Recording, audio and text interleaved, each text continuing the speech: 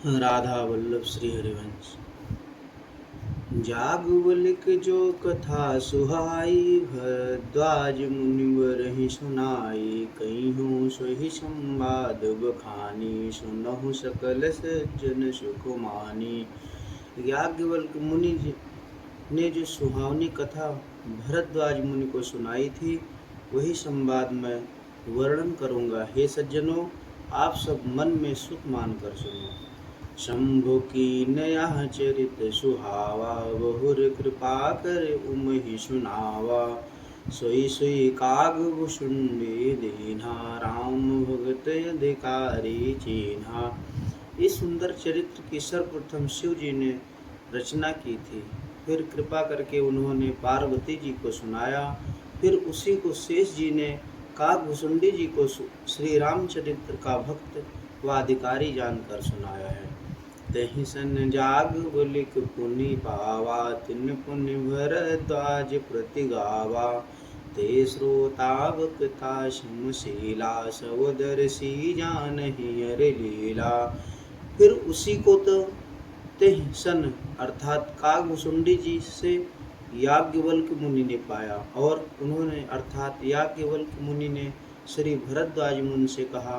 वे दोनों श्रोता और वक्ता समान बुद्धि वाले, समदर्शी और भगवान की लीला को जानने वाले थे। जानहि तीन काल निज ज्ञाना, करतल गत यामलक समाना। अवरौ जे हरि भगत सुजाना, कहीं सुनहि समुझहि विधि नाना। उनका ज्ञान इतना बड़ा चढ़ा था कि वे भूत, भविष्य और वर्तमान तीनों काल के बातों को हथेली में रखे हुए आंवले की भांति जानते थे। इनके अतिरिक्त और भी जो भगवान के भक्त और अच्छे ज्ञानी हैं, तथा जो एक दूसरे से भगवान की लीला को आपस में अनेक प्रकार से कहते, सुनते और समझते हैं, वे भी ज्ञानी और भक्त हैं। मैं निज प्रभु मैं निज गुर सन सुनी, कथा सो सुर सुकर खेत। समुझी नहीं तसि बालपन, तब यति रहु अचेत। एक दूसरे से लोग कहते सुनते आपस में विचार करते चले आए। तब इधर के युग में मैंने यह सुंदर कथा शूकर क्षेत्र में अपने गुरु के मुख से सुनी, किंतु उस समय मेरी बाल्यावस्था थी, जिससे जैसा समझना चाहिए था वैसा ठीक रूप से समझ ना सका, क्योंकि उस समय तक मैं बिल्कुल ही ना समझ था। श्रोता वक्ता ज्ञान निधि, कथा राम कय बोढ़। किम समुझौ मैं जीव जड़, कलिमल ग्रसित विमूढ़। क्योंकि एक तो इस राम कथा के श्रोता वक्ता ज्ञान के निधि बहुत बड़े ज्ञानी और दार्शनिक थे, और दूसरे श्री रामचंद्र जी की यह कथा बहुत गूढ़ अर्थात कठिन है। तब भला कलयुग के पापों से ग्रस्त हुआ मैं जड़ जीव उसको समझने में कैसे समर्थ हो सकता था। तदपि कही गुरु बारहि बारा, समुझ परी कछु मति अनुसारा।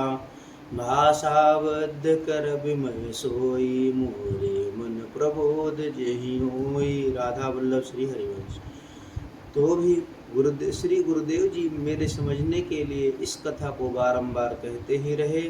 तब जैसी कुछ मेरी बुद्धि रही, उसके अनुसार जो कुछ समझ पाया, समझा, अब उसी को मैं भाषाबद्ध करके ऐसे लिख रहा हूँ कि जिससे मेरे मन को अच्छा बोध हो, ज्ञान हो जावे। जैसे कछु बुद्ध विवेक बल मेरे, तस कहियों ही हरि के प्रेरे।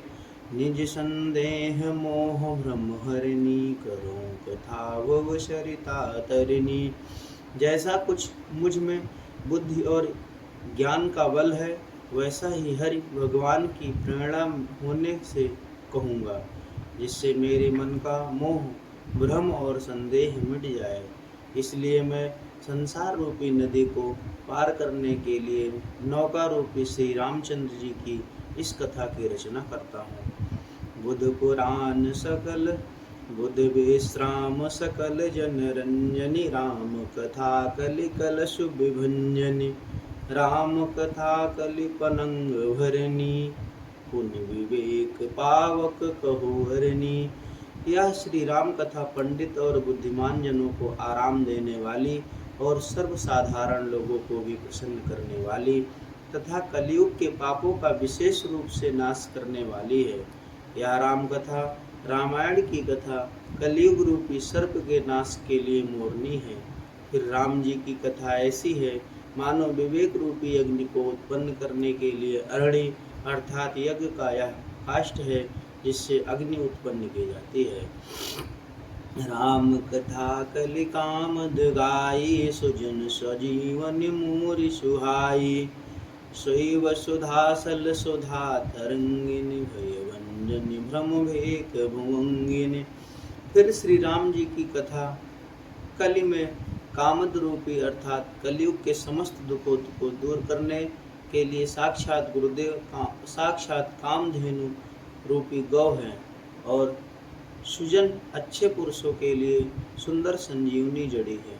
और वहीं श्री रामचंद्र जी की कथा इस पृथ्वी तल पर अमृत नदी के समान है जो संसार के दुखों का नाश करने वाली है और ब्रह्म रूपी मेढक को निगलने के लिए सर्प रूप है। असुर सेन सम नरक निकंदन साधु विवेक कुलहित गिरिनंदन संत समाज पयोधि रमासी विश्व भार भरय चल क्षमासी। यह राम कथा दैत्यों की सेना के समान नरक का नाश करने के लिए गंगा जी के तुल्य है।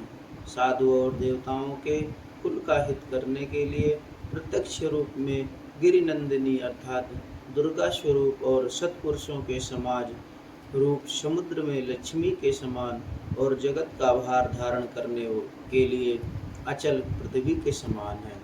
जमगन मुहुमसि जग जमुनासी जीवम कृत हेतु जनु काशी राम ही प्रिय पावन तुलसी सी तुलसीदास हित ही हुलसी सी।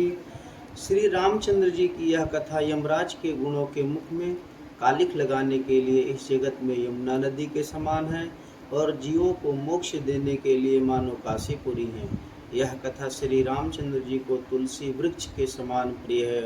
राधा वल्लभ श्री हरिवंश राधा वल्लभ श्री हरि और मुझ तुलसीदास के लिए तो माता तुलसी के समान हित करने वाली है। शिव प्रिय में कल शैल सुतासी सकल सिद्ध सुख संपत्ति राशि सद्गुण सुरगन अब अम्ब यदित सी रघुवर भगति प्रेम परमित सी।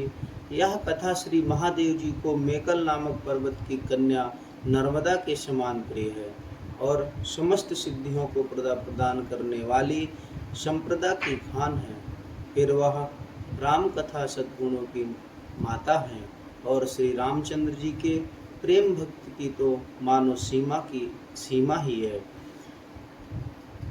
राम कथा मंदाकिनी चित्रकूट चित चारु तुलसी शुभग स्नेह वन सिय रघुवीर विहारु। इस प्रकार राधा वल्लभ श्री हरिवंश राधा वल्लभ श्री रामचंद्र जी की कथा मंदाकिनी गंगा के समान है जो इस चित्रकूट रूपी सुंदर चित्र में बहती हैं। तुलसीदास जी कहते हैं कि यह स्नेह रूपी वह वन है जिसमें सीता रामचंद्र जी के विहार का वर्णन है। बोलो राधा वल्लभ लाल की जय, राधा रानी की जय, श्यामा जी की, बोलो लाडली जी महाराज सद्गुरुदेव भगवान की।